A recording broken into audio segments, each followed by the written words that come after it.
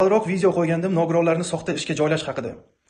Ko'pchilik fikr bildiribdi, bu jinoyat-ku degan joyim bor ekan, bu jinoyat emas deb fikr bildirishibdi. Men huquqshunos emasman, lekin qo'ldan kelgancha o'rganib chiqdim. Ma'muriy javobgarlik to'g'risidagi kodeksning 46-prim 2-bandida keltirilgan shaxsiy ma'lumotlarni saqlash, tahrirlash va ulardan foydalanish.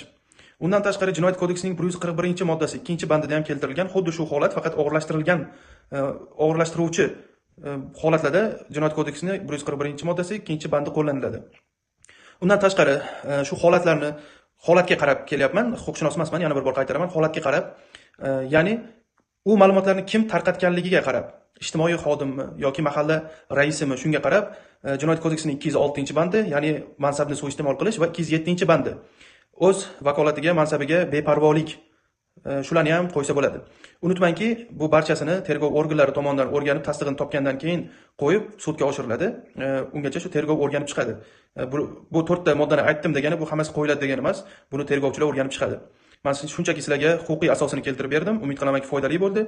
Like bosib obuna bo'lib qo'yishni unutmanglar.